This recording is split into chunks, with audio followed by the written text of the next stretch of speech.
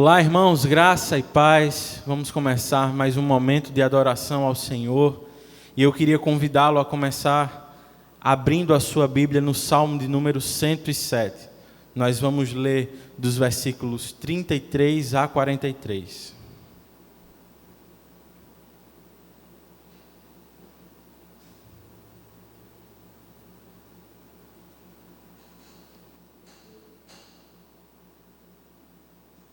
Salmo 107, dos versos 33 a 43. Leiamos.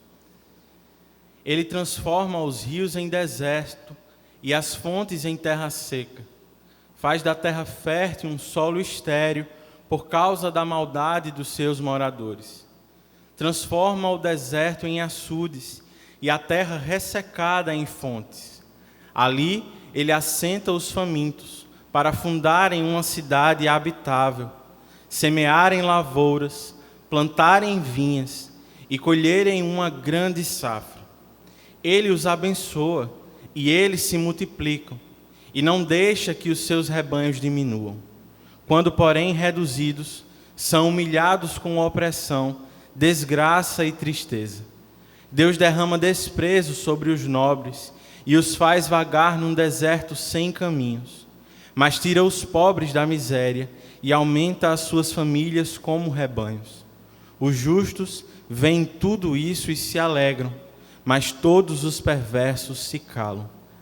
Reflitam nisso os sábios e considerem a bondade do Senhor. Senhor, nós queremos te louvar por tua bondade. Nós sabemos que tu és 100% bom. Nós somos pecadores e nesse momento nós nos aproximamos com reverência para te adorar. Nos ajuda a fazer isso, Senhor, de maneira agradável. Esse é o nosso pedido em nome de Jesus. Amém. Tu és soberano sobre a terra, sobre os céus, tu és Senhor absoluto. Tudo que existe acontece, tu sabes muito bem. Tu és tremendo, tu és soberano. Tu és soberano sobre a terra, sobre os céus, tu és Senhor absoluto. Tudo que existe acontece, tu sabes muito bem. Tu és tremendo. E apesar dessa glória que tens, tu te importas comigo também. E esse amor tão grande eleva-me, amar-me a ti. Tu és tremendo.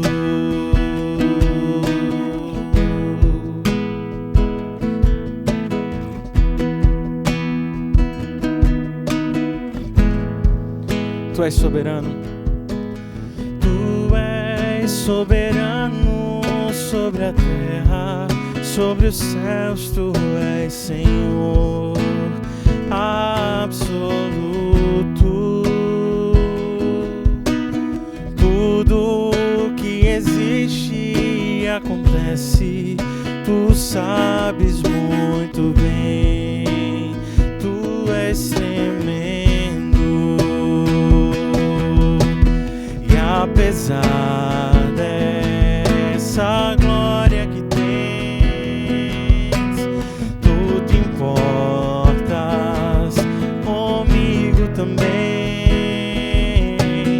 E esse amor tão grande eleva-me, amar-me a ti. Tu és tremendo. E apesar dessa glória que tens, tu te importas comigo também. esse amor tão grande eleva-me, amarra-me a ti. Tu és tremendo, tu és tremendo, tu és tremendo.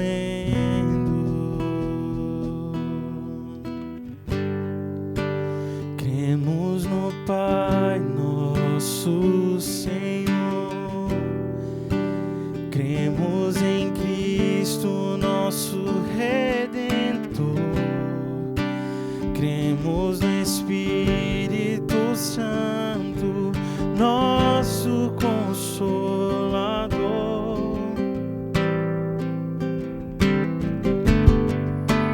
Nos reunimos em comunhão, no partilhar no vinho e pão. Tua palavra nos aponta a direção. Em continuação tornaremos teu nome conhecido e desejado entre as nações.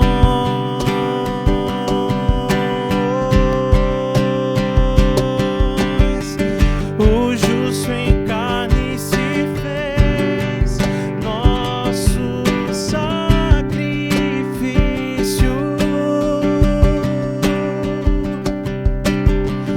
e mesmo sendo Deus, não se apegou à sua glória.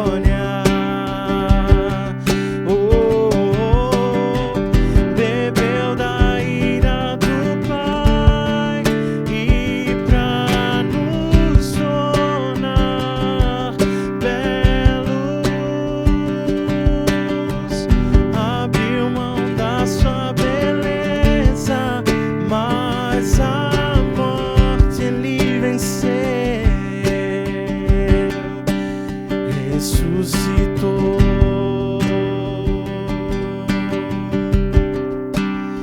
ressuscitou.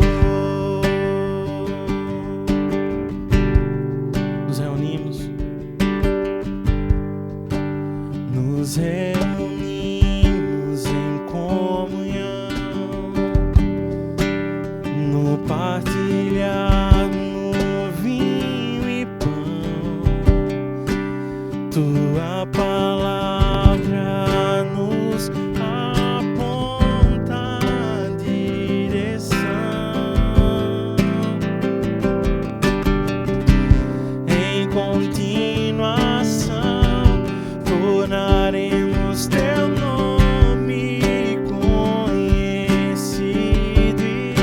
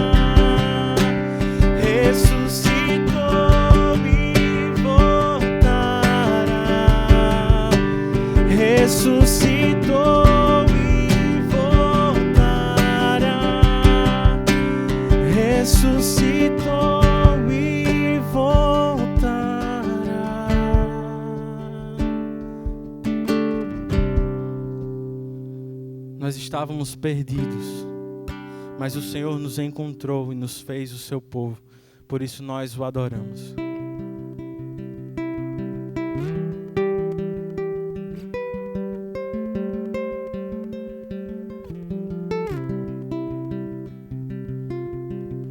Castelo forte é o nosso Deus, espada e bom escudo. Com seu poder defende os seus em todo transe agudo. Com fúria pertinaz persegue Satanás. Com ânimo cruel, muito forte é o Deus fiel. Igual não há na terra.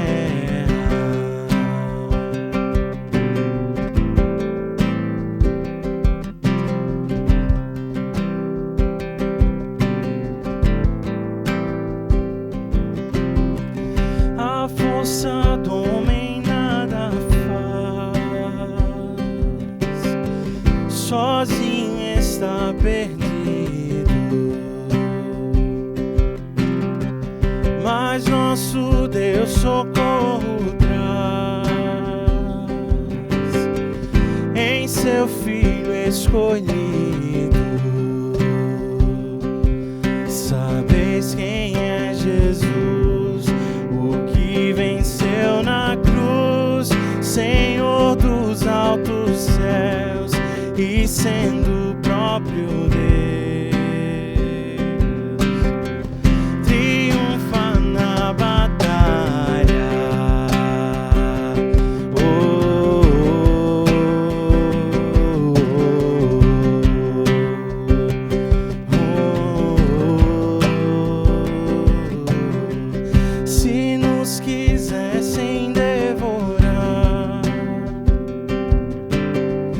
Demônios não contados não nos iriam derrotar, nem ver-nos assustados. O príncipe do mal, com seu plano infernal, já condenado está, vencido cairá. Por uma só palavra,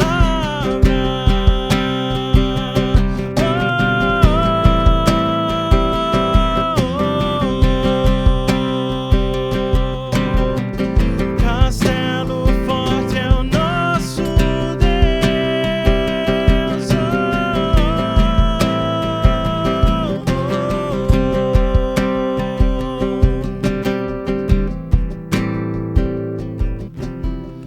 De Deus o Verbo ficará, sabemos com certeza, e nada nos assustará. Com Cristo por defesa, se temos de perder família, bens, prazer, se tudo se acabar e a morte enfim chegar, com Ele reinaremos.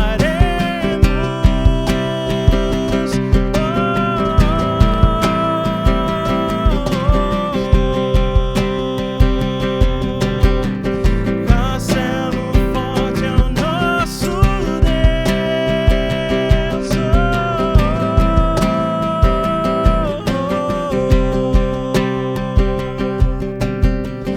Castelo forte é o nosso Deus. Você pode, nesse momento, orar, fazendo a sua oração em confissão por seus pecados.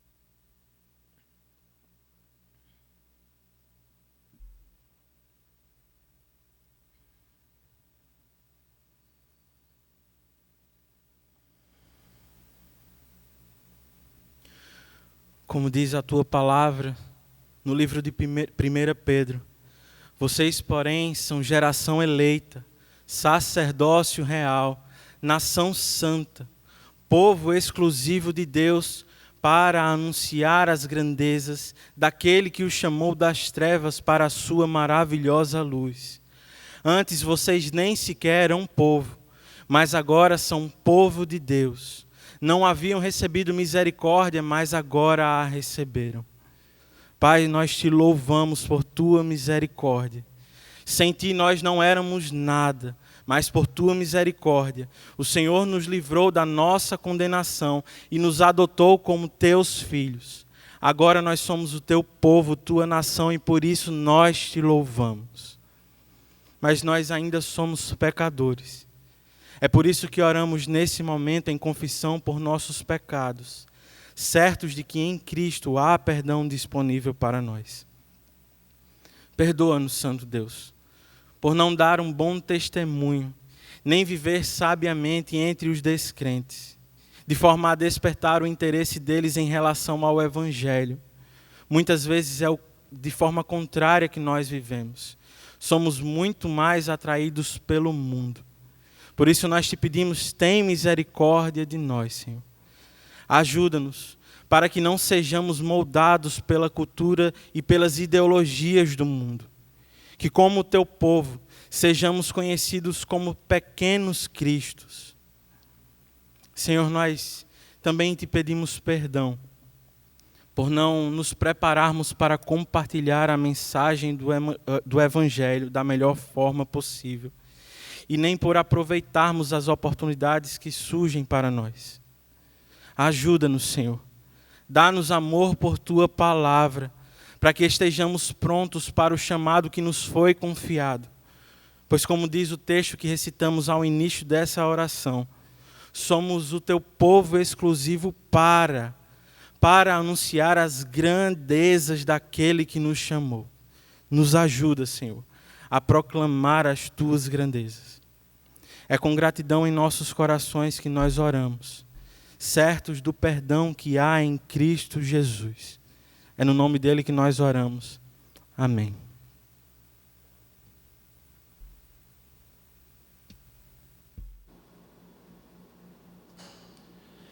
Queridos irmãos, graça e paz. Eu espero que vocês estejam bem e fortes no Senhor. Eu quero, antes de orar, trazer alguns avisos e prepará-los também para uma mensagem que vamos ouvir do nosso missionário AD Souto, tá? Então, um primeiro aviso é o seguinte: próxima quarta, nosso culto de oração ainda será aqui na Avenida Acre. Nossa tenda está chegando e será montada durante a semana. Logo, nós não podemos voltar àquele espaço durante esses dias. Então, para você que tem frequentado o culto de oração, esteja conosco mesmo na quarta-feira aqui na Acre, no mesmo horário, 19h30. E sobre o próximo fim de semana, bem importante este aviso, será nosso último culto dominical na Acre. Estaremos aqui pela última vez cultuando a Deus e, obviamente, com muita gratidão a Ele por tudo que o Senhor fez por nós e através de nós neste lugar. Então, nosso último culto dominical presencial na Acre, próximo domingo. Você ainda vai precisar reservar, nós teremos restrições, como todos nós sabemos. E no domingo seguinte, Deus permitindo, já estaremos no nosso novo espaço, tá? Orem por isso, peçam ao Senhor por graça, de forma que nós tenhamos condições de preparar tudo para em julho estarmos no nosso novo espaço cultuando a Deus juntos. Agora eu quero convidá-lo a assistir a um vídeo que foi preparado pelo nosso missionário AD Souto.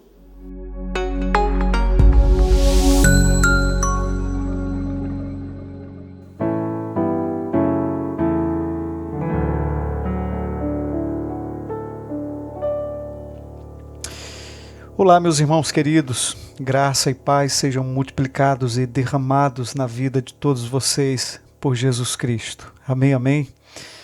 Meus irmãos, quero com muita alegria poder compartilhar um pouco daquilo que nós estamos vivendo aqui no campo missionário, aqui em Sumé, né? Eu, minha família, estamos aqui. Não é brincadeira não, irmãos, mas já fazem 1 ano e 5 meses que nós estamos aqui. Fomos enviados por vocês. Nós estamos bem, irmãos. Graças a Deus, embora esse momento ainda de pandemia, interessante, outro dia eu conversava com Gerlândia sobre isso, não é? As dificuldades que nos pareciam serem intransponíveis, o que acabou sendo oportunidades preciosas. Foi o que aconteceu. Desde que nós chegamos, 40 dias depois, então, fechou-se tudo. Então nós começamos a buscar outros meios para poder anunciar o Evangelho de Jesus Cristo, né, e poder viver especialmente com os nossos vizinhos, especialmente com eles. Foi o que se deu, irmãos. Começamos então aquele trabalho que já propaguei para vocês, não é? O trabalho da calçada de casa. Um trabalho muito singelo, muito simples, que tem nos rendido, irmãos, uma boa amizade, né? Os nossos vizinhos nos conhecem, nós conhecemos a maioria deles. Temos estendido esse trabalho a outras calçadas, o pessoal da nossa igreja, aqui do nosso grupo. Outros que apenas congregam conosco, mas que vez por outra, né, querem ter também o privilégio de que nós estejamos em suas calçadas. Nós também estamos ainda e continuamos com aquele nosso trabalho no ponto de pregação em Pitombeiras, irmãos. Já tendo em vista aí uma outra localidade com alguma coisa em torno de 70 famílias. E eu conversando um pouco com um senhor que tem grandes propriedades por lá, embora católico, ele estava me fazendo uma queixa dizendo que nunca a igreja fez um trabalho. Eu disse, então, nós vamos começar um trabalho lá com a graça de Deus. Estamos para agendar vamos marcar essa data. Estaremos em breve fazendo esse primeiro trabalho nessa localidade. Como talvez vocês já saibam, né, nós ganhamos um presente da JMP, que é a Junta de Missões de Pinheiros, através do nosso irmão André. Né? André, nós estamos em busca de terrenos, de um local para que nós possamos então construir o nosso templo, o nosso local de culto. Então nós recebemos com muita alegria, irmãos, a notícia de que nós ganharíamos esse terreno e que a Igreja Presbiteriana de Pinheiros então estaria nos ajudando na construção desse templo. Estamos sonhando, irmãos, sonhando, não somente nós aqui, a nossa família, mas os nossos irmãos que estão participando conosco, estão sonhando com esse empreendimento. Eu queria, inclusive, pedir aos irmãos que orassem por isso, neste intuito, sabe? A cidade, há muitos terrenos disponíveis, mas acabou, irmãos, que alguma coisa em torno de 4, 5 famílias, eles não precisam tanto de dinheiro, sabe? Por isso eles não vendem de maneira nenhuma as suas propriedades. Isso tem sido ruim, porque de certa forma há uma espécie de monopólio. Contudo, irmãos, eu descanso do Senhor, porque eu sei que o Evangelho é o poder de Deus e que quem está no controle de todas as coisas é o Senhor, que está sentado no alto e sublime trono. Então eu quero convocar a Igreja do Senhor, convocá-los a estarem orando por nós, para que nós possamos ter em breve o nosso terreno comprado e que em breve nós comecemos então a construção do nosso templo. Eu sei, são coisas materiais, mas sabe, irmãos, nós temos visto tantas pessoas queridas que têm vindo à nossa igreja e isso me alegra muito. Alguns frutos aqui do ao vivo na calçada de casa, pessoas com quem a gente não esperava estão indo à igreja, estão participando dos nossos encontros. Então, vamos firmes, constantes, fazendo o que nós estamos fazendo, tendo uma continuidade, sabendo e confiando que o Senhor é quem faz com que a obra cresça. Nós estamos ansiosos no Senhor de que em breve essa igreja dará muitos frutos com a graça de Deus. Então é isso. Deus os abençoe em Cristo Jesus. Amém, amém?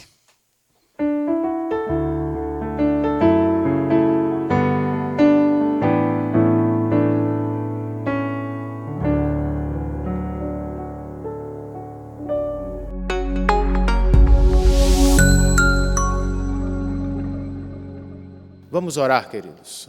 Curve a sua cabeça onde você estiver agora e vamos falar com Deus mais uma vez. Deus bendito e maravilhoso Pai, Tu és feliz em si mesmo, és a fonte de nossa maior alegria. És nosso Criador, benfeitor, dono e defensor. Tu nos fizeste e sustenta, nos salvaste e mantém, qualquer que seja a situação, portanto. Nós sabemos que Tu és capaz de contornar nossas necessidades e de sarar nossas dores. Por isso nós Te adoramos neste dia que se chama pelo Teu nome. Como igreja, nós queremos Te render graças por nossos jovens, por Tua imensa misericórdia. Temos ouvido sobre oportunidades e vários casamentos entre nós. Louvado seja o Teu santo nome. Dá que estes jovens sejam o sal da terra e a luz neste mundo. Por favor, Senhor.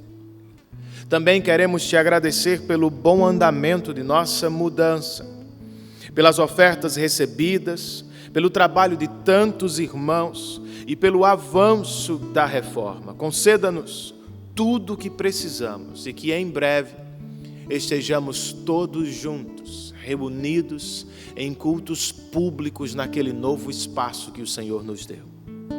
Ainda em oração, nós Te rogamos por nosso irmão Adê Souto e por sua família. Cuida de Teus servos no Cariri e faz a Tua obra prosperar naquela cidade e nos sítios vizinhos. Por favor, Senhor. E que jamais nos esqueçamos dos missionários que estão no campo. Que lembremos de todos eles. Que lembremos que eles são representantes do Senhor e de nossa igreja. Precisamos ter compromissos com nossos irmãos. Rogamos ainda por nossos irmãos Bebeto, Ricardo e suas famílias. Teus servos perderam o pai, nosso irmão e presbítero Rick.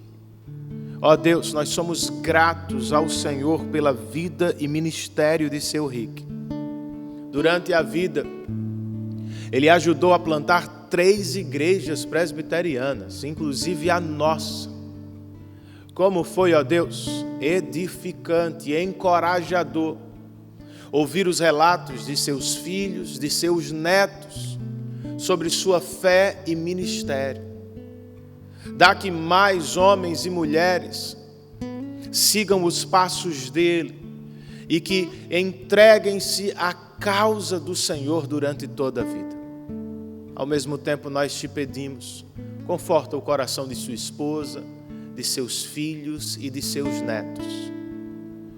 E que, embora tristes, eles tenham condições de louvar o Teu nome em gratidão por tudo que viveram e receberam através de seu Rick.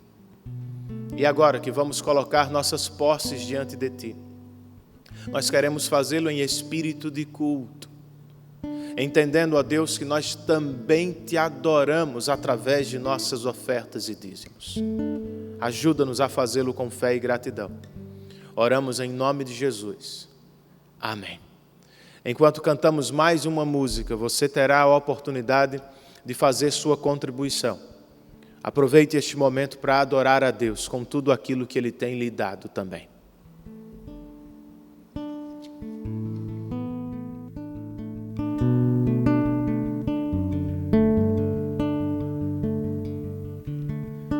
Perdido andei na escuridão, pensando me encontrar. Quis vida, paz, satisfação, morrendo em meu pecado. Jamais pensei ser um dos Teus, por um rebelde eu sei. Se antes não me amasses, Deus, não ia Te querer. Mas ao seguir em perdição, sem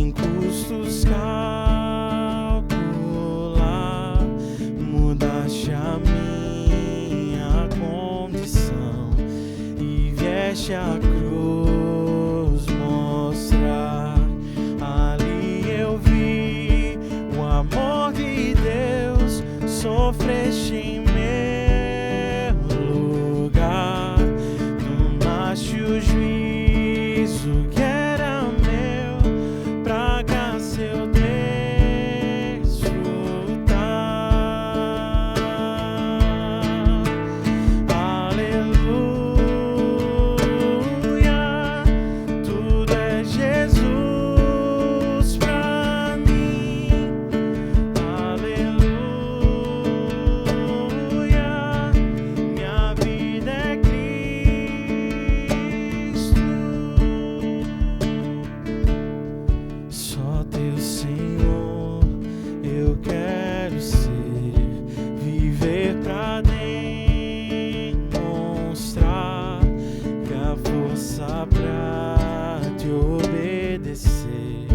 jamais de mim virá. Vai me salvar, vem me usar como convém a ti. E então pra sempre vou cantar, só me glorio em ti. E então pra sempre vou cantar, só me glorio em ti. Aleluia, tudo é Jesus pra mim. Aleluia, minha vida é Cristo. Aleluia, tudo é Jesus pra mim. Aleluia, minha vida é Cristo.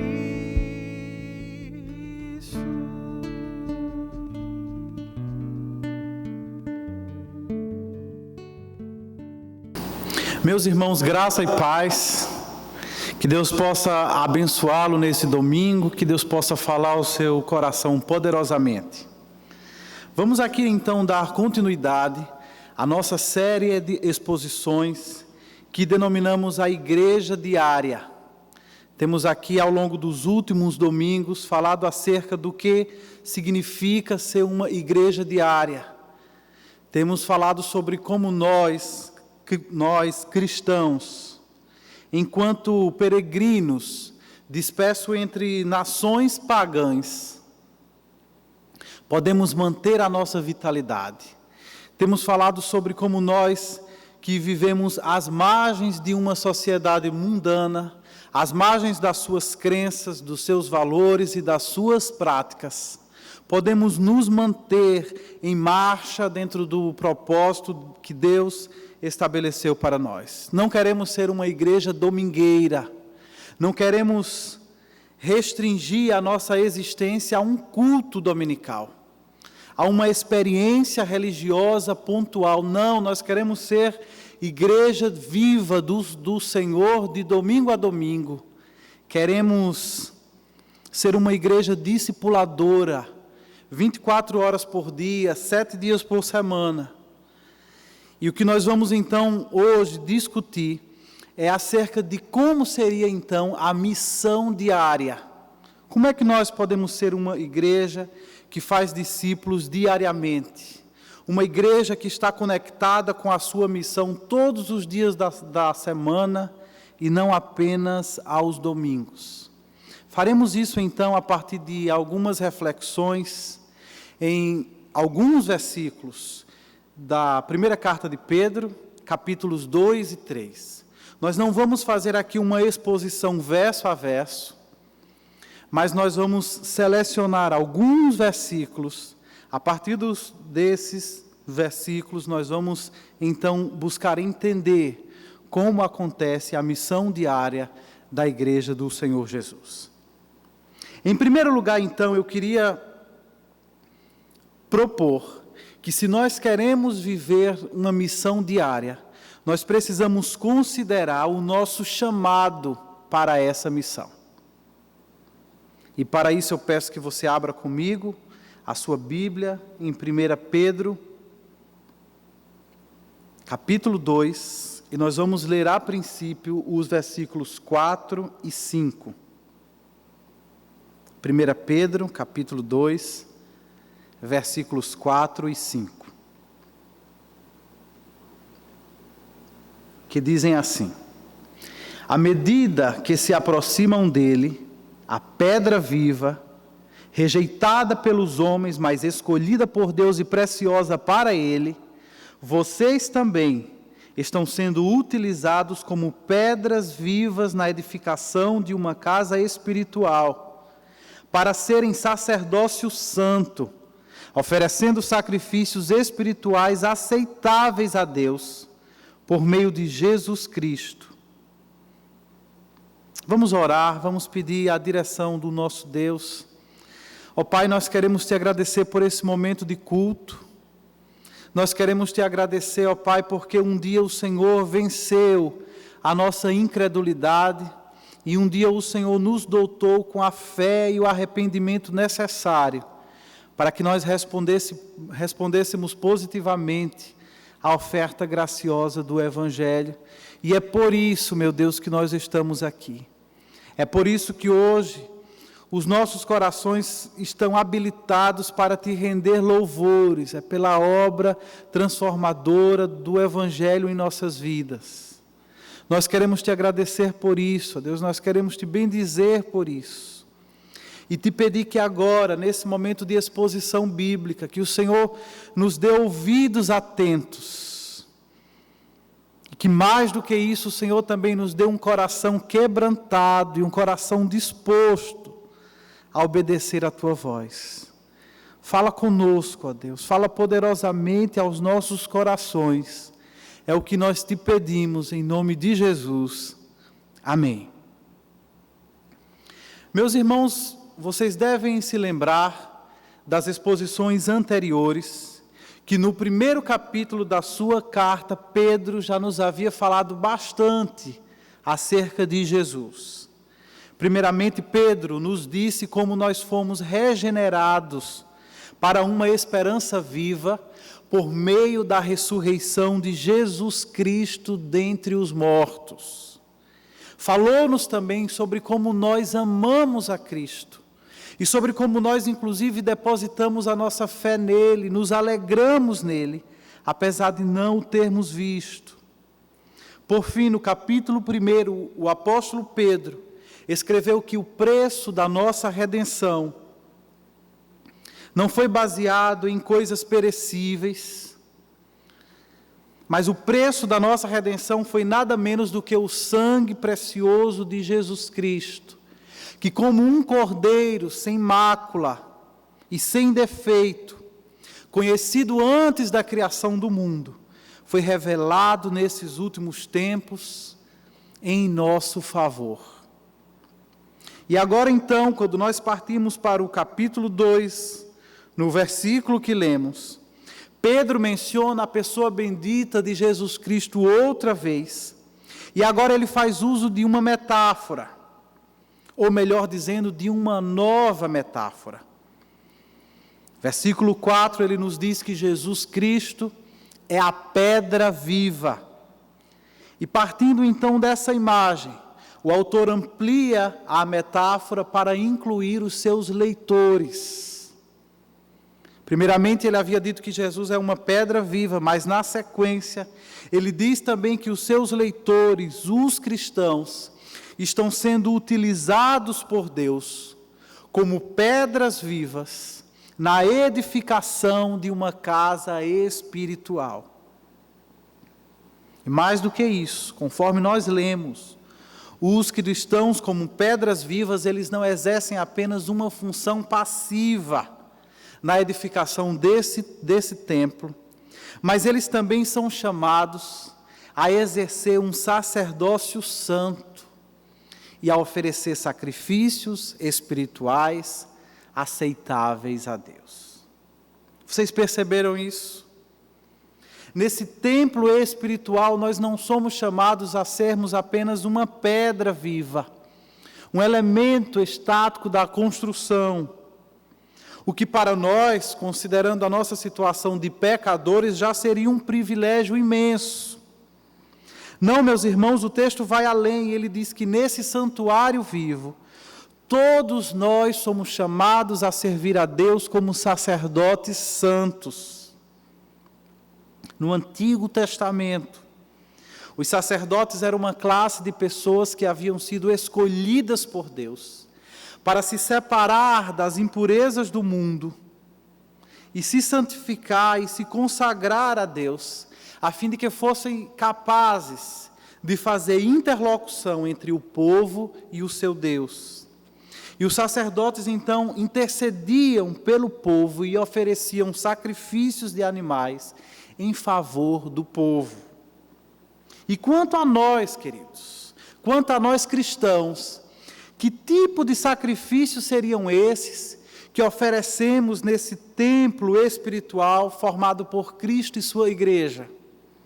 Com certeza, é muito óbvio que na nova aliança já não é mais necessário que ofereçamos sacrifícios sangrentos, porque Jesus, o Cordeiro de Deus, foi sacrificado por nós de uma forma definitiva e de uma forma suficiente por todos os nossos pecados. Portanto, queridos, os sacrifícios espirituais que nós cristãos oferecemos é o nosso corpo, é o nosso espírito, são as nossas afeições, são as nossas orações, são os nossos louvores, é o nosso trabalho, os nossos esforços e as nossas boas obras, que são oferecidas a Deus.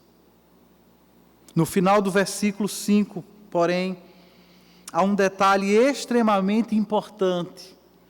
Pedro diz que, como sacerdotes santos, nós oferecemos sacrifícios espirituais agradáveis a Deus por meio de Jesus Cristo. Ou seja, o que mais importa nessa equação não é que nós tenhamos atitudes para oferecer sacrifícios a Deus. O mais importante é saber se esses sacrifícios serão aceitáveis por Deus.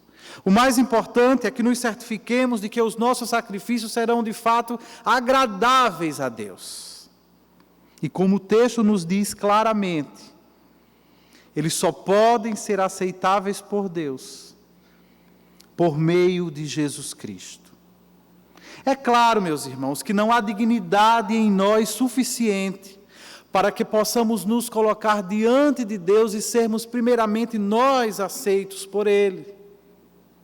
Nós somos pecadores, nós somos portadores de uma inclinação pecaminosa e, portanto, nada daquilo que somos e nada daquilo que nós fazemos, seja individual ou corporativamente enquanto igreja, nada disso seria aceitável diante de um Deus santo. Mesmo as nossas melhores intenções, mesmo os nossos atos mais nobres, quando colocados diante da santidade de Deus, seriam todos eles repugnantes.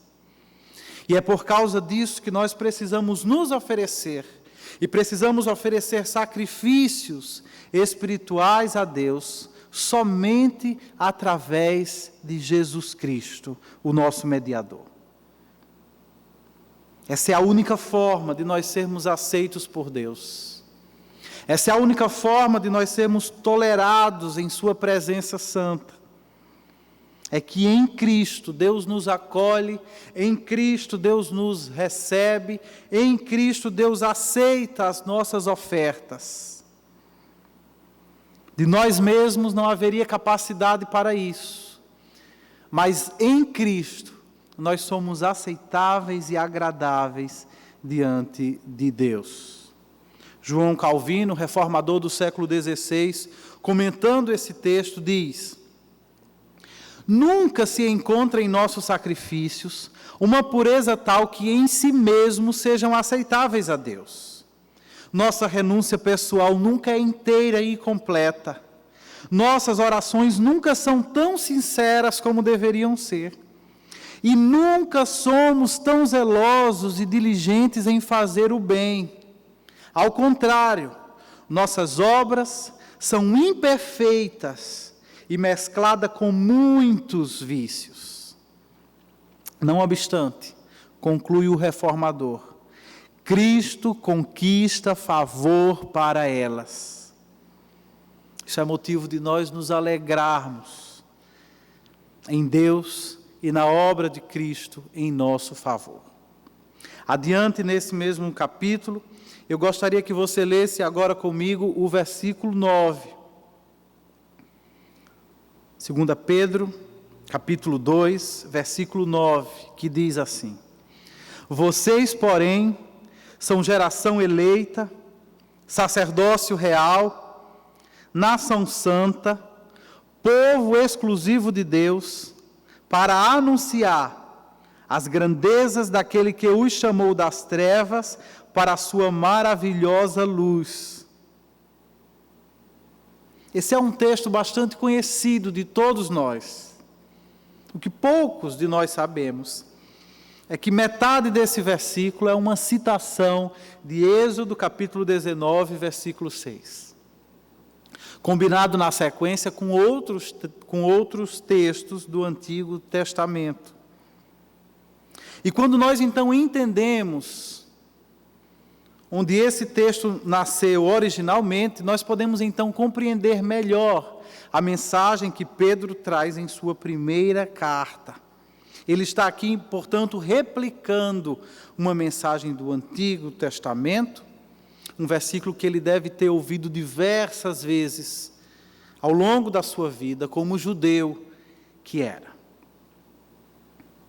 O contexto em que esse texto emerge, em Êxodo 19, versículo 6, está ligado ao tempo em que os hebreus foram sobrenaturalmente libertos do Egito.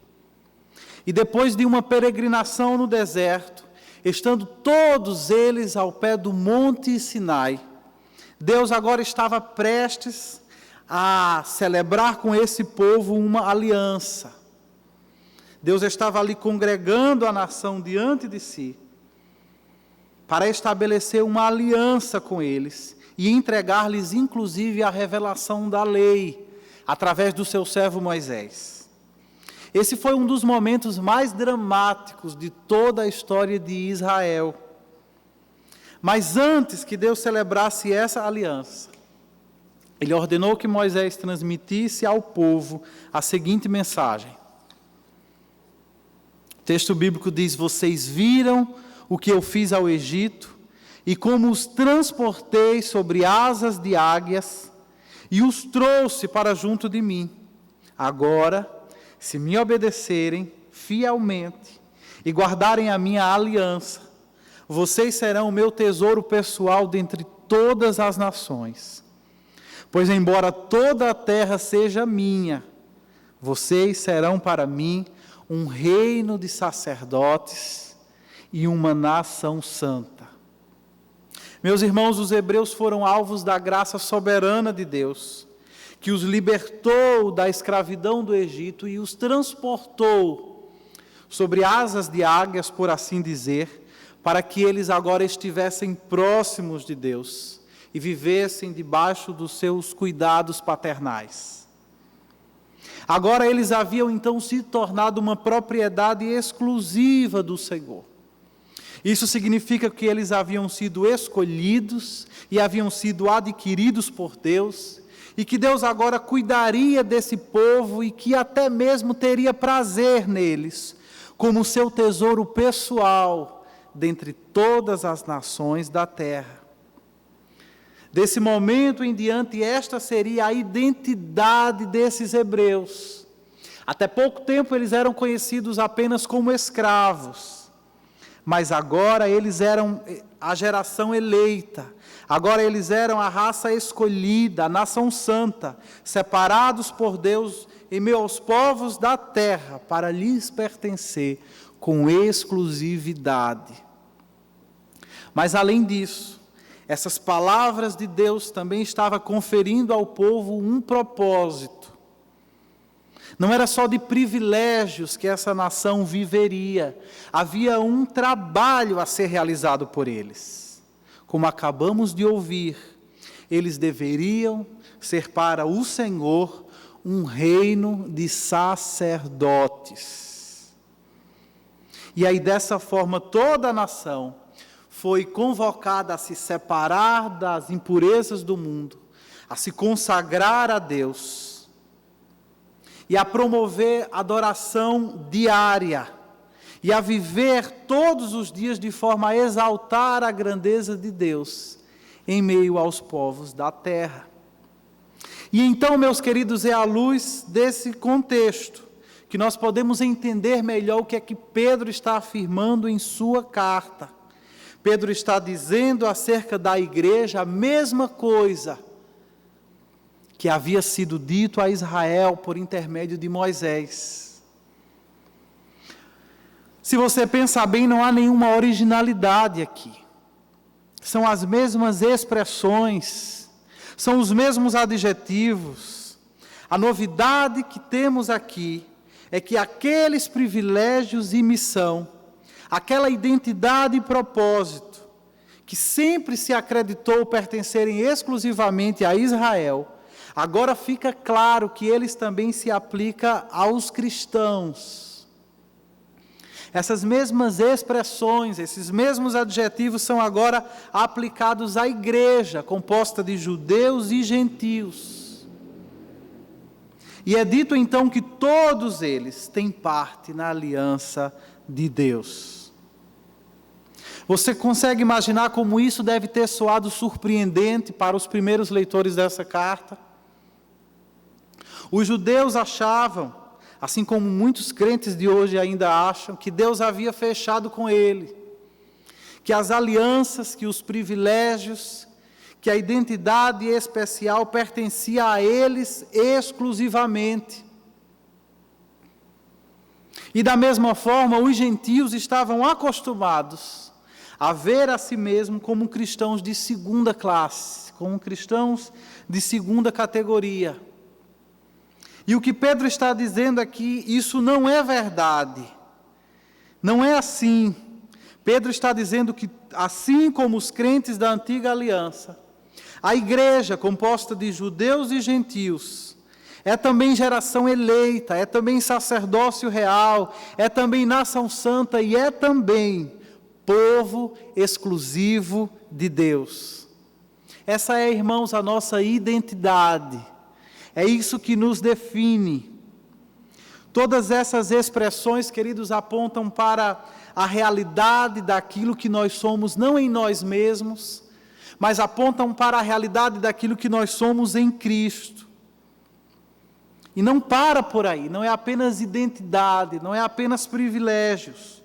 O texto fala para nós acerca de um propósito explícito.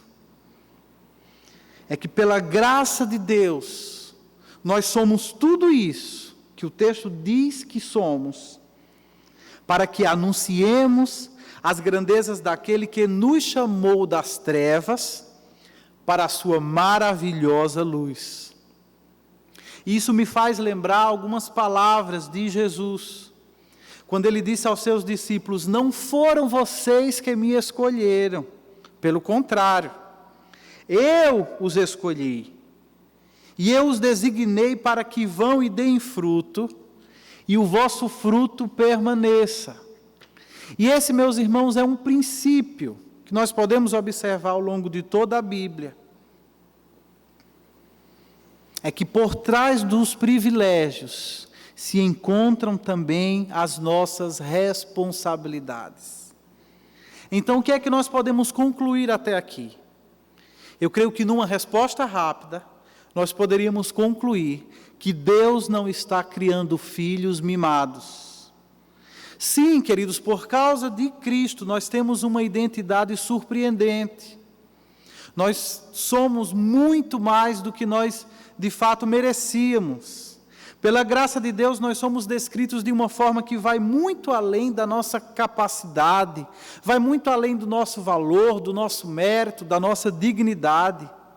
Para ser sincero, queridos, nós não somos sequer capazes de entender tudo aquilo que nós somos em Cristo. Nós entendemos parcialmente. E isso é graça. Isso é fruto da graça de Deus derramada em nossas vidas.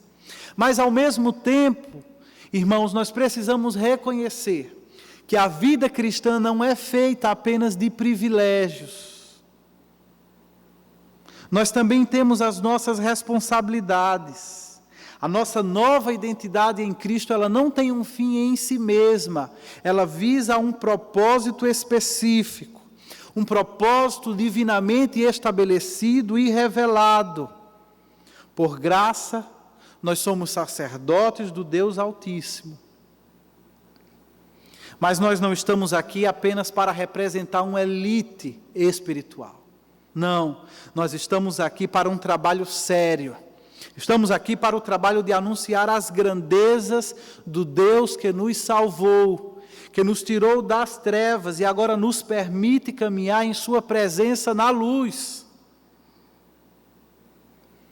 Às vezes, os cristãos se perguntam se realmente foram chamados para essa missão. E para responder a essa questão, alguns de nós buscam em seu passado alguma experiência que represente para ele um chamado especial. Um sonho, uma visão, uma nova revelação, ou quem sabe uma paixão inquietante no coração. Mas nós precisamos perguntar, queridos, se realmente necessitamos de um chamado especial, além deste que está claramente revelado para nós nas Escrituras. Será que ele já não nos é suficiente? Será que não deveríamos aplicar o princípio de sola escritura também nessa questão do chamado e nessa questão da missão? Outras vezes, alguns de nós, diante dos desafios da missão, olham para si mesmos e buscam encontrar talentos especiais com os quais possam contribuir na missão.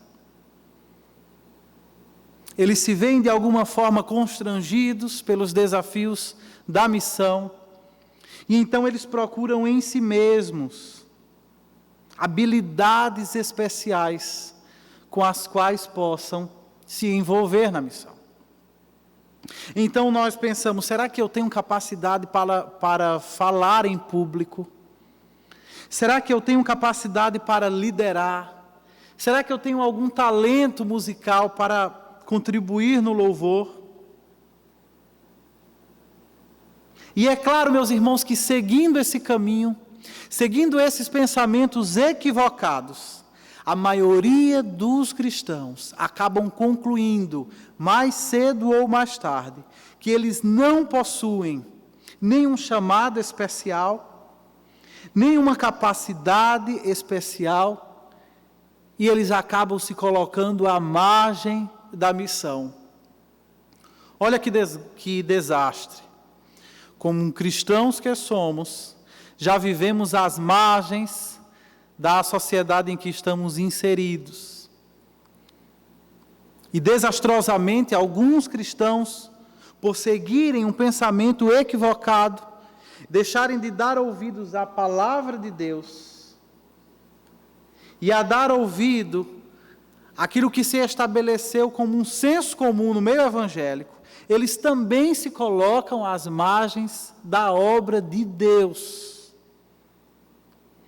E pior do que isso, meus irmãos, seguindo esse raciocínio, nós observamos que a igreja, ao longo dos séculos, deixou de ser um reino de sacerdotes e se tornou uma atividade semanal, pontual, na qual a maioria dos seus membros apenas senta e observa uma pequena equipe exibir semanalmente os seus talentos especiais. E assim, meus irmãos, o povo de Deus vai perdendo a sua identidade. O povo de Deus vai perdendo o seu propósito. E vai perdendo, por fim, a sua própria força.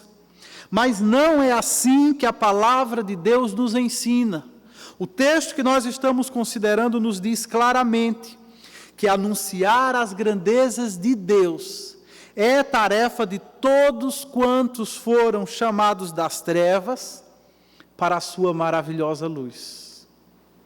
Todos nós somos chamados por Deus para sermos um reino de sacerdotes e para o servirmos nesse templo espiritual do qual nós também fazemos parte. Então, meus irmãos, eu penso que o que nós precisamos é entender de uma vez por todas que o que qualifica cada um de nós para se engajar na missão não são experiências extraordinárias, da mesma forma que também não são talentos especiais que uma pessoa possa reunir. O que verdadeiramente qualifica a mim e a você, a fim de que nos engajemos na missão, é a nossa identidade em Cristo. É aquilo que nós somos hoje em Cristo e o propósito que Deus atribuiu a nós. Portanto, se você deseja se engajar na missão, e eu oro para que Deus use esta mensagem para despertar você nesse sentido, se você realmente deseja se engajar na missão, então, queridos, não olhem para si mesmos. Meu irmão, não procure em você experiências místicas, não procure em você aquelas habilidades especiais que as pessoas valorizam. O que você precisa mesmo é se apropriar da identidade e do propósito que por meio de Cristo você já possui. Amém? Entretanto, queridos, se nós desejamos ser uma igreja diária, nós precisamos ir além do chamado para a missão. E nós precisamos também considerar, em segundo lugar, as estratégias da nossa missão.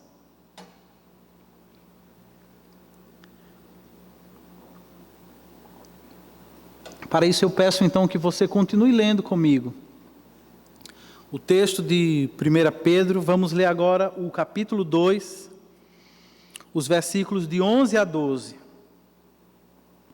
E vamos tentar, a partir desses versículos, entender quais são as nossas estratégias básicas, quais são as nossas estratégias mais fundamentais, à medida que nós buscamos cumprir a missão que recebemos do Senhor. Leamos então o texto, que diz assim: Amados, insisto em que, como estrangeiros e peregrinos no mundo, vocês se abstenham dos desejos carnais que guerreiam contra a alma. Vivam entre os pagãos de maneira exemplar, para que, mesmo que eles os acusem de praticarem o mal, observem as boas obras que vocês praticam e glorifiquem a Deus no dia da sua intervenção. Vez por outra, vocês devem lembrar que nós, cristãos evangélicos, recebemos um missionário profissional em nossa igreja que vem compartilhar conosco acerca das suas experiências no campo. E aí eles trazem relatos incríveis. Eles falam para nós de um mundo completamente desconhecido, falam de hábitos, de fatos, de coisas estranhas que eles observam e dos desafios que enfrentam no campo missionário, especialmente quando é o campo transcultural. E em meio a tudo isso, não sei se vocês já observaram, mas eles sempre fazem questão de destacar as estratégias missionárias que estão implementando. E eles fazem isso porque, de fato, as estratégias missionárias são fundamentais no desenvolvimento da missão. O que nós não nos apercebemos é que, se as estratégias missionárias são essenciais para aqueles que estão num campo transcultural, Ao mesmo tempo, elas devem ser essenciais para nós que também estamos no campo, ainda que não seja transcultural. Você e eu, naquele campo em que Deus nos inseriu pela sua perfeita vontade, também precisamos lançar mão de estratégias missionárias. Sendo assim, se eu perguntasse para você, quais seriam as suas estratégias missionárias? Quais são as estratégias que você tem implementado? Será que elas estão claras em sua mente? Será que você já pensou seriamente sobre isso? O texto que nós acabamos de ler, ele nos ajuda nesse quesito. Pedro nos diz quais devem ser as nossas estratégias mais básicas. Como que nós devemos nos portar em relação àquelas pessoas que estão à nossa volta. Quais foram então essas estratégias apresentadas pelo apóstolo Pedro? Como é que nós podemos anunciar as virtudes daquele que nos chamou das trevas para a sua maravilhosa luz, para além do discurso? Pedro nos dá aqui nesse texto basicamente duas estratégias. Em primeiro lugar, Pedro fala sobre uma santificação interior. Quando ele diz: se abstenham dos desejos carnais que guerreiam contra a alma. E como consequência disso, em segundo lugar, Pedro fala de um testemunho público exemplar, transbordante de boas obras, que não conseguem passar despercebidas pelos incrédulos à nossa volta, mas que antes são capazes, inclusive, de rebater as suas falsas acusações contra nós. Mais do que isso, Pedro nos diz nesse texto que nós acabamos de ler, que nós devemos buscar um bom testemunho entre os incrédulos, não para que os homens falem bem de nós, não para que os descrentes nos tenham em alta conta, mas para que eles sejam levados a glorificar a Deus. E na melhor das hipóteses, que o nosso testemunho seja utilizado por Deus como um instrumento para a conversão dos perdidos. Afinal de contas, é nesse sentido que o versículo 12 parece apontar quando ele diz: observem as boas obras que vocês praticam e glorifiquem a Deus no dia de sua intervenção. Essa expressão, no dia de sua intervenção, obviamente que não é de fácil interpretação. Algumas traduções dizem: glorifiquem a Deus no dia da sua visitação. Mas, ao que parece, o autor está nos dizendo que a observação das nossas boas obras por parte dos incrédulos será fundamental para a sua conversão no dia em que Deus resolver intervir em suas vidas, no dia em que Deus resolver visitá-los com sua graça. E aí, uma vez convertidos, eles glorificarão ao Senhor. Na sequência desse texto, Pedro nos mostra então como é que isso se processa na prática. Ele nos dá alguns exemplos. E de cara, o leitor consegue perceber que não se trata de coisas superficiais. Não se trata, por exemplo, de você adotar um linguajar religioso. Não se trata de você dar esmolas esporádicas no Natal, por exemplo.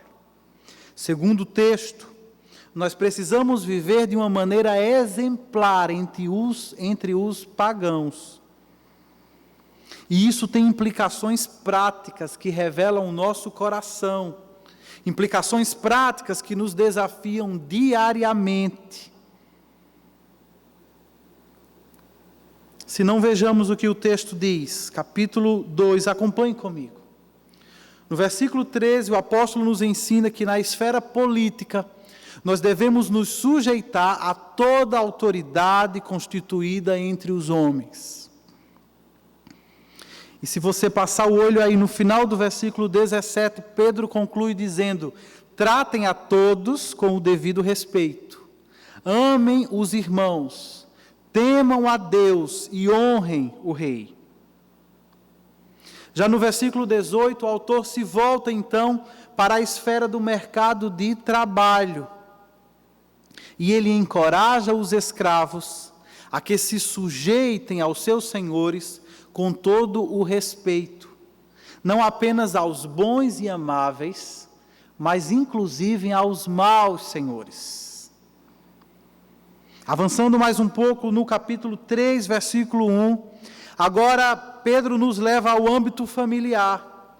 E nesse contexto ele exorta as mulheres para que elas sujeitem-se aos seus maridos, a fim de que, se alguns deles não obedecem à palavra, que mesmo assim eles sejam ganhos sem palavras pelo procedimento de sua mulher, observando sua conduta honesta e respeitosa. E eu creio, meus irmãos, que aqui nós temos um exemplo daquele princípio que nós vimos no capítulo 2, versículo 12, em que a vida exemplar de um cristão pode levar um incrédulo à conversão. Da mesma forma, mais adiante no texto, no versículo 7, ainda dentro do âmbito familiar, Pedro exorta os maridos a que sejam sábios no convívio com as suas mulheres e a tratá-las com honra. No versículo 8, Pedro conclui dizendo que os cristãos devem ter todos o mesmo modo de pensar, ou seja, que nós devemos viver em unidade, e além disso, que nós devemos ser compassivos, que nós devemos nos amar fraternalmente, que devemos ser misericordiosos e humildes. Também não devemos retribuir mal com mal, nem insulto com insulto. Pelo contrário, Pedro nos diz que nós devemos bendizer, ou seja, nós devemos abençoar, pois para isso nós fomos chamados. Os crentes foram chamados para abençoar. Você lembra que lá no início do capítulo 2, Pedro havia nos dito que nós somos um reino de sacerdotes, ou que nós somos um sacerdócio santo. E essa era uma função básica dos sacerdotes na antiga aliança. Eles deveriam interceder pelo povo e invocar as bênçãos de Deus sobre eles. E é por isso que nós devemos, então, viver de uma forma que abençoemos aqueles que estão à nossa volta, nos diversos âmbitos, nos diversos aspectos da nossa vida. E se você acha que isso é pouco em termos de estratégia missionária, então eu convido você a prestar atenção no que Pedro escreve, voltando um pouco no capítulo 2, versículo 15. O que nós temos aqui é um texto fantástico, e bem que ele poderia funcionar como uma conclusão para todo esse arrazoado acerca do nosso testemunho público. 1 Pedro 2, versículo 15, ele diz: pois é da vontade de Deus que, praticando o bem, vocês silenciem a ignorância dos insensatos. Meus irmãos, essa é a estratégia básica que Pedro propõe para a igreja peregrina e dispersa entre as nações pagãs. Mas sejamos sinceros, queridos, não é isso que nós costumamos valorizar em termos de estratégias missionárias. Quando nós, por exemplo, queremos silenciar a ignorância de algum insensato, nós recorremos logo aos argumentos apologéticos complexos. Quando nós queremos atrair alguma pessoa a Cristo, o que vem primeiro à nossa mente é que evento evangelístico, ou a que evento evangelístico eu poderia levar essa pessoa. Quando nós queremos que alguém próximo a nós se converta, nós facilmente pensamos em colocá-lo para conversar com o nosso pastor, por exemplo, na esperança de que o pastor diga para ele alguma palavra mágica, que de alguma forma converta o seu coração incrédulo. Para não falar das ditas ferramentas evangelísticas que, vez por outra, aparecem em nosso meio evangélico. Como se os descrentes fossem uma espécie de matéria-prima bruta, que nós colocamos sobre a esteira da igreja, e basta aplicar sobre eles algumas ferramentas evangelísticas, que no final do processo, eles serão transformados automaticamente em cristãos, em novas criaturas. Eu acho engraçado que, vez por outra, alguém me pergunta: Diogo, que livro você daria para uma pessoa que não é crente? E eu não sei o que responder. Eu não sei sobre o que essas pessoas conversam. Eu não sei quais inquietações povoam o coração desse não crente e que possam ser respondidas pelo Evangelho. Mas o que as pessoas querem são ferramentas evangelísticas que funcionem para todo mundo. Nós não pensamos nessas categorias de estratégias que Pedro nos convoca a utilizarmos. Um viver santo, uma vida santificada, apartada do mundo e ao mesmo tempo presente no mundo com uma influência contagiante. No final das contas, quando a gente olha para essa igreja do primeiro século, nós não vemos nada daquilo que nós costumamos valorizar. Não há eventos evangelísticos programados. Não há ferramentas evangelísticas, da forma como nós entendemos. Não há argumentos apologéticos complexos. Toda a estratégia que nós podemos observar na igreja em seus primeiros anos não é outra coisa senão o povo de Deus vivendo para a glória dele mesmo. E à medida em que vive, eles compartilham o Evangelho no poder do Espírito Santo. E como consequência, Deus vai acrescentando à sua igreja dia a dia os que são salvos. A igreja não espera por ocasião especial, todos os dias, a gente compartilhando o Evangelho e todos os dias, consequentemente, a pessoa se rendendo à mensagem do Evangelho. Portanto, queridos, se nós queremos de fato ser uma igreja diária, se nós queremos nos engajar na missão diária, nós precisamos aproveitar as oportunidades que o dia a dia oferece para nós, de forma que nós possamos demonstrar com as nossas atitudes o poder sobrenatural do Evangelho. Se nós queremos viver a missão diária na prática, nós não precisamos viver de uma forma completamente diferente daquilo que nós vivemos. Nós não precisamos passar a fazer coisas completamente diferentes daquilo que nós já fazemos normalmente. O que nós precisamos fazer é permitir que o Evangelho permeie a nossa vida, permitir que o Evangelho transforme a nossa vida, de forma que em tudo aquilo que nós já fazemos e que em todas as esferas da vida nas quais nós já estamos naturalmente inseridos, nós possamos em todas elas exalar o bom perfume de Cristo e despertar nos incrédulos o interesse pelo Evangelho. Além disso, a estratégia bíblica do testemunho diário, como apresentado pelo apóstolo Pedro, ela nos permite aproveitar as pontes relacionais que nós naturalmente construímos com as pessoas que já estão no nosso convívio diário.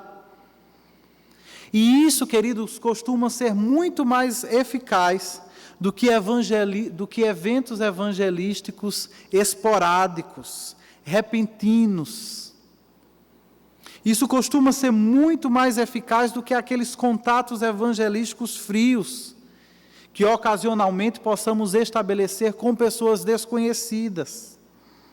Portanto, queridos, que nós dependamos do Espírito Santo e que nós nos esforcemos para viver de conformidade com o Evangelho, de maneira que a nossa vida diária, em todas as suas esferas, se torne um testemunho poderoso e contagiante. Em terceiro lugar, caminhando para o final dessa mensagem, se nós queremos mesmo ser uma igreja diária, nós precisamos também considerar a mensagem da missão. Já falamos sobre o chamado da missão. Falamos também sobre as estratégias missionárias. E agora vamos caminhar para o fim dessa mensagem, refletindo acerca da mensagem da missão. Queria que você lesse comigo, mais uma vez, primeira carta de Pedro, capítulo 3. Vamos agora nos debruçar sobre os versículos 15 e 16.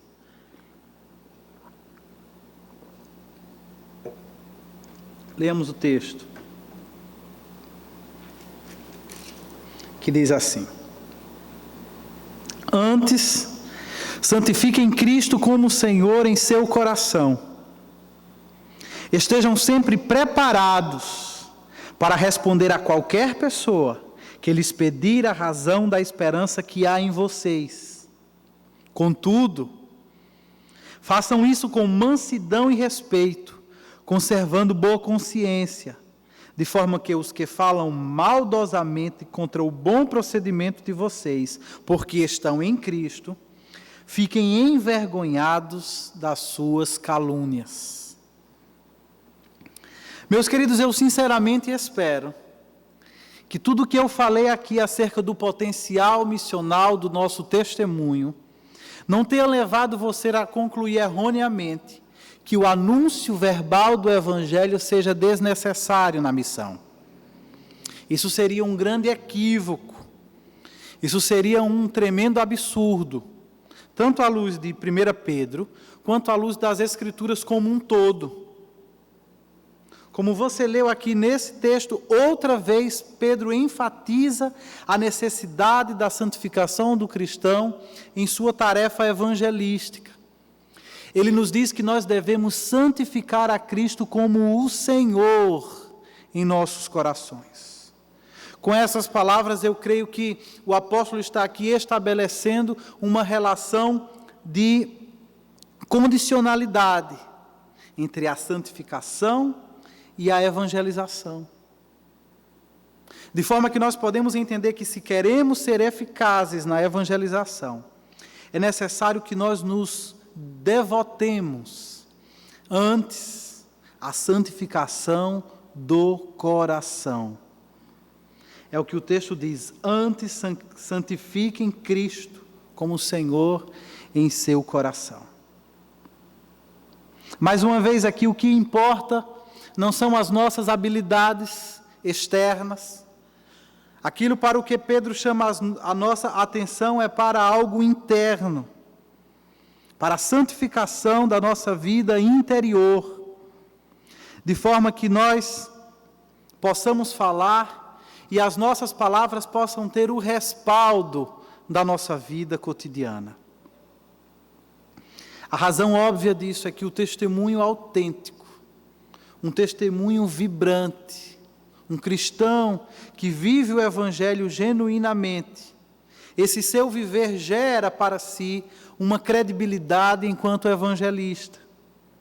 Nós conquistamos, por assim dizer, o direito de sermos ouvidos. E nesse aspecto, queridos, eu costumo pensar, e costumo dizer, inclusive, em algumas aulas, que, em certo sentido, os descrentes parecem ser muito mais espertos do que nós cristãos. Parece que, com o passar do tempo, de alguma forma, nós vamos nos tornando ingênuos e passamos a nos impressionar com o vocabulário religioso, com a aparência religiosa de alguns de nós, com a formação teológica, com cargos eclesiásticos. Entretanto, via de regra, os descrentes não se impressionam com nada disso. Eles não dão valor a nada disso. Mas, ao mesmo tempo, eles são muito capazes e muito rápidos em nos observar e em perceber se o nosso discurso está de fato alinhado com a mensagem que nós pregamos para eles.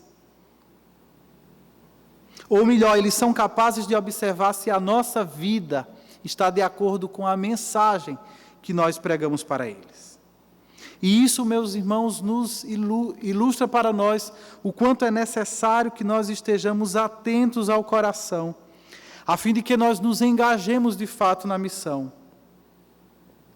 Mas, infelizmente, queridos, trabalhando há algum tempo com treinamento evangelístico, eu posso afirmar para vocês que não é esse tipo de coisa que os crentes buscam em sua tarefa evangelística. Embora muitos de nós estejam desejosos de nos tornarmos evangelistas eficazes, não é esse tipo de estratégia que nós valorizamos. Quase sempre, nos treinamentos evangelísticos, as pessoas querem mesmo aprender a reproduzir argumentos infalíveis, com os quais eles possam vencer qualquer debate religioso. Muitas vezes até os crentes querem soar convincentes, tanto quanto vendedores de marketing multinível. Mas, mais uma vez, não é assim que a palavra de Deus nos ensina. Prosseguindo, Pedro diz que além da santificação, os seus leitores devem estar sempre preparados para responder a qualquer pessoa que lhes questionar acerca da esperança que há neles. E eu preciso reconhecer que esse versículo é, no mínimo, estranho. Observe comigo, o texto não nos fala acerca de nós estarmos preparados para pregar a mensagem do Evangelho ao abordarmos pessoas. O texto tem um movimento diferente. Ele diz que nós devemos estar preparados para compartilhar acerca da esperança que há em nós, à medida em que nós somos questionados por aquelas pessoas que estão à nossa volta e que observam em nós essa esperança. E eu digo, queridos, que esse versículo ele é estranho, porque não é isso que costuma acontecer conosco em nossa trajetória evangelística. Seja sincero, qual foi a última vez que um descrente questionou você acerca dessa esperança que ele observa para encher os seus dias? Se formos bem sinceros, vamos reconhecer que isso raramente acontece conosco. Entretanto, se nós observarmos o texto em seu contexto, nós seremos levados a concluir que esse versículo, na verdade, não é estranho. Ele é constrangedor. Porque esse tipo de questionamento da parte dos incrédulos, ele só vai acontecer na vida daqueles cristãos que santificam a Cristo em seus corações. Esse tipo de questionamento só vai ser levantado para aqueles cristãos que vivem de modo exemplar, como foi descrito nos versículos anteriores.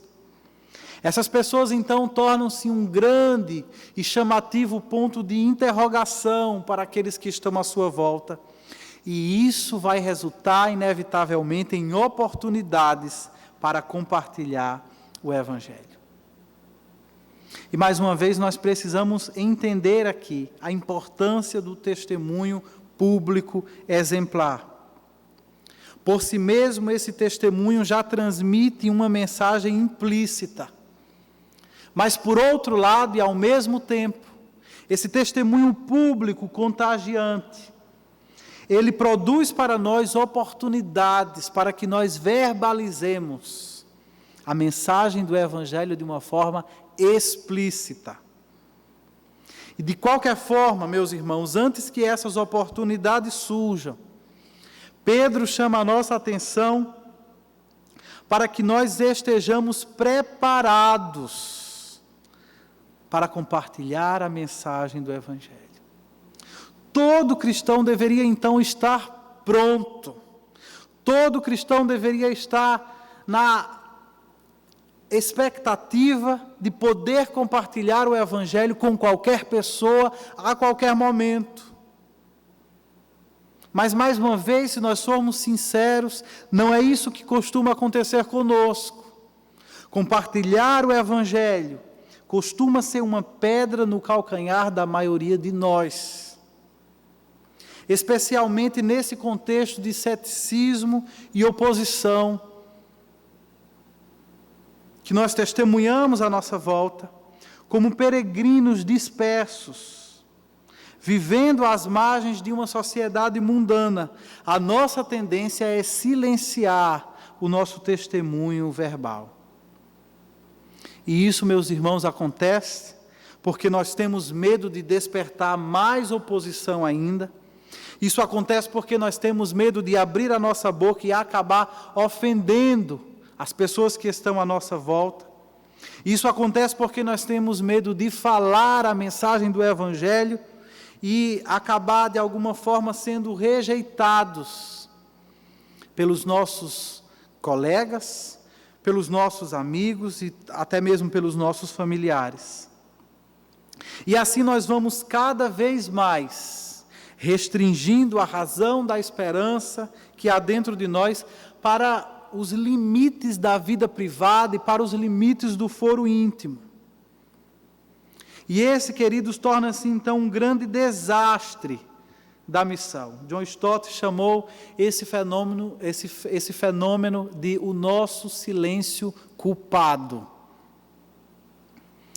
Que Deus nos ajude, queridos, a vencer o temor dos homens, de forma que nós não venhamos a desistir de falar a mensagem do Evangelho sempre que possível. Não é o bastante que vivamos uma vida exemplar.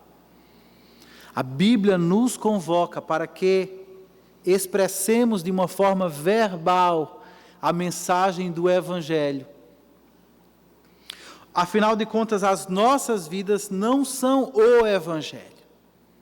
Se vividas para a glória de Deus, elas podem muito bem ilustrar a mensagem do Evangelho, mas jamais elas irão substituí-lo. No versículo seguinte, versículo 16, Pedro ainda nos ensina a forma como nós devemos anunciar essa mensagem.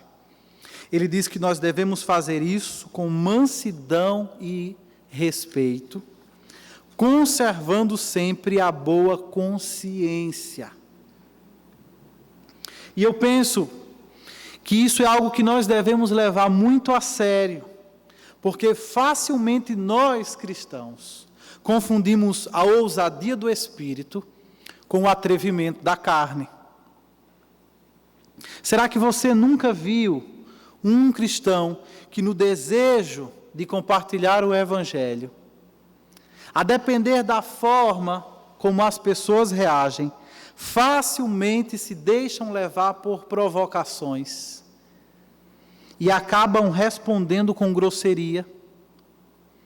Eu já vi isso diversas vezes. Inclusive, eu já fui tentado a responder assim, grosseiramente, diversas vezes. E eu acredito que você também já viu e possivelmente você também já se sentiu tentado, inclusive, a responder dessa forma.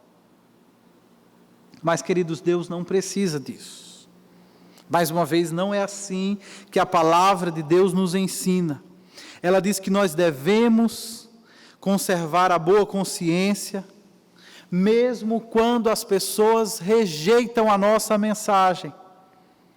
Mesmo quando as pessoas agem conosco de forma grosseira e escarnecem da mensagem do Evangelho e desprezam ao Cristo que nós tanto amamos, diz a palavra de Deus, nós devemos continuar o nosso testemunho com mansidão e respeito.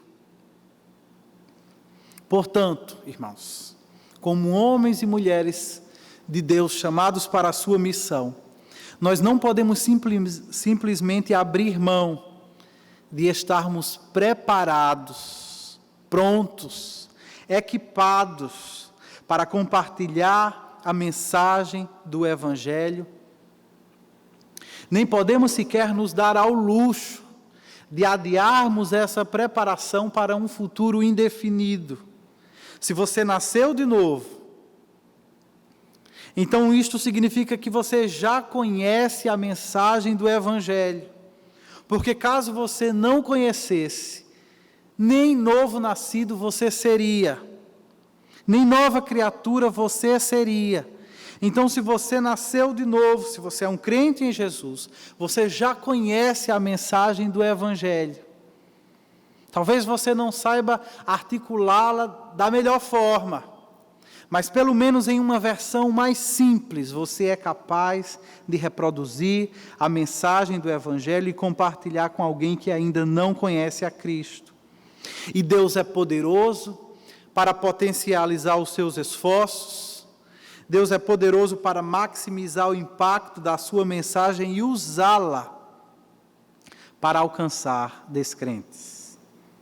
Ao mesmo tempo também, cristãos, nós devemos estar comprometidos em crescer no entendimento do Evangelho, a ponto inclusive de nós sabermos aplicá-lo aos diversos aspectos da nossa vida, de forma que nós sejamos capazes de direcionar qualquer conversa do nosso cotidiano na direção do nosso Senhor Jesus Cristo.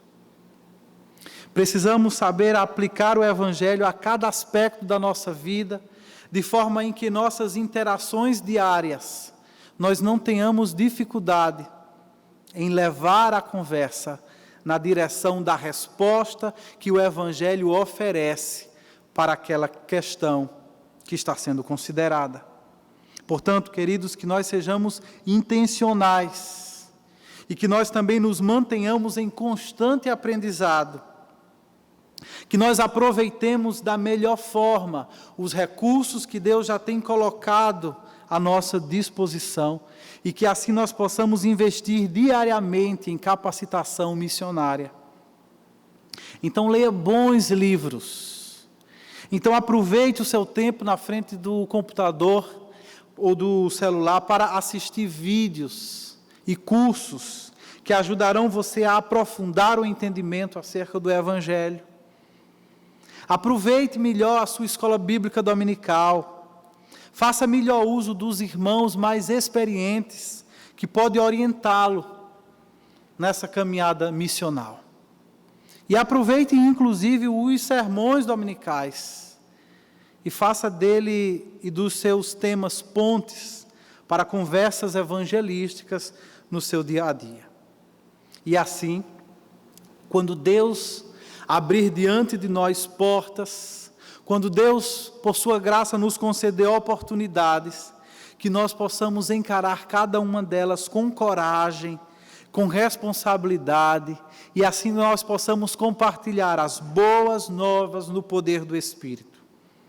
Mas lembre-se, façamos isso de uma forma digna do Evangelho, com mansidão e respeito, confiando os resultados ao Senhor. Porque nessa obra evangelística, o que Deus requer de nós não são números. Deus não está estabelecendo metas numéricas para o seu povo. O que Deus requer de nós em sua palavra, conforme esse texto que nós consideramos hoje, o que Ele requer do seu povo é obediência e fidelidade no cumprimento da missão. Assim, queridos, que Deus nos abençoe e que Deus nos desperte para sermos essa igreja viva,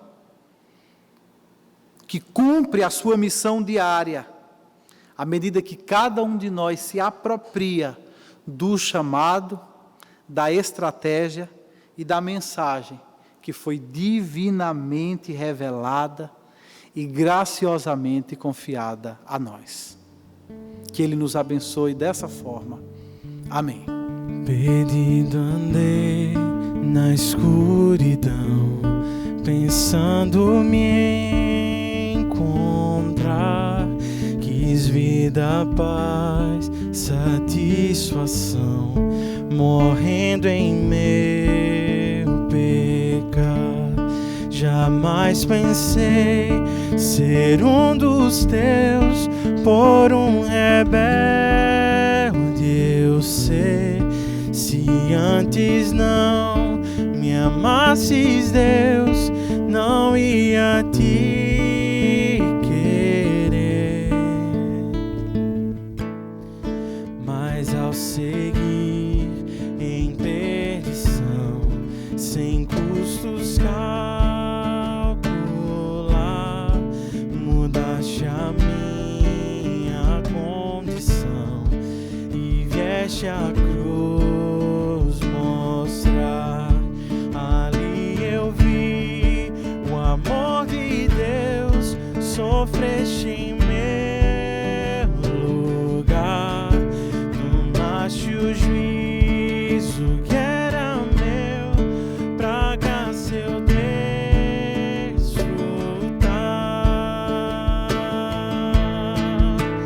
Aleluia,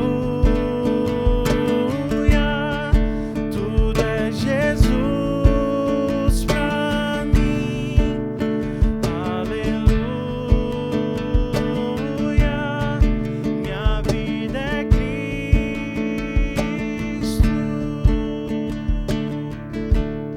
Só teu Senhor eu quero ser, viver pra demonstrar que a força pra te obedecer jamais de mim virá. Vai me salvar, vem me usar como convém a ti, e então pra sempre vou cantar, só me glorio em ti, e então pra sempre vou cantar, só me glorio em ti.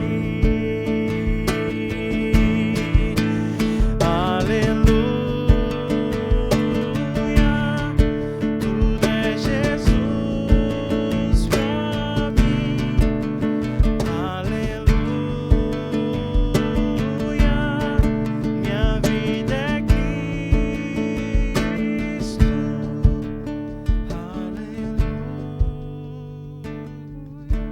Aleluia, tudo é Jesus pra mim.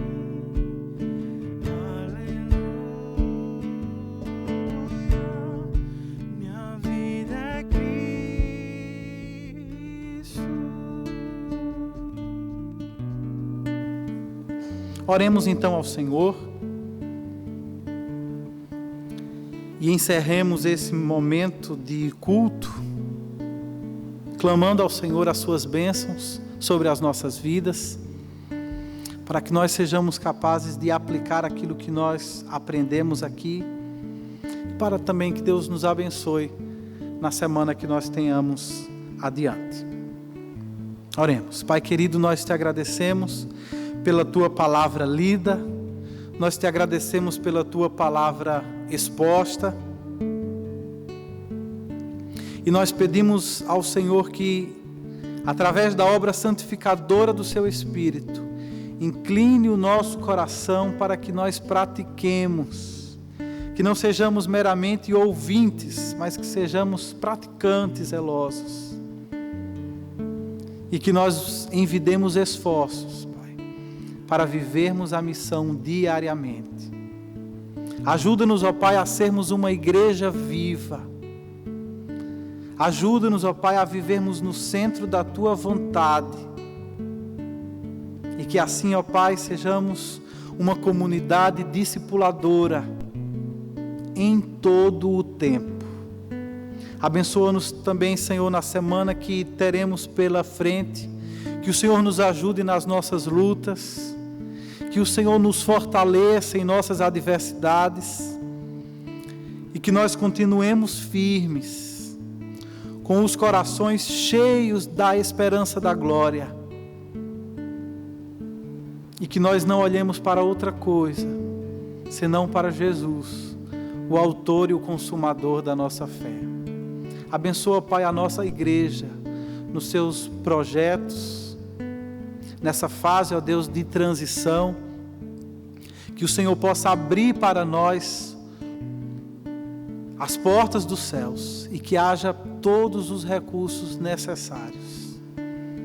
Ajuda, ó Deus, e fortalece aquelas pessoas que estão diretamente envolvidas na construção de um novo espaço para esta igreja. Abençoa-nos, ó Pai, com a Tua presença. É o que nós te pedimos nessa manhã e neste dia, Pai, em nome de Jesus. Amém. Que Deus nos abençoe e que Deus faça de você um missionário contagiante ao longo de toda a semana. Amém.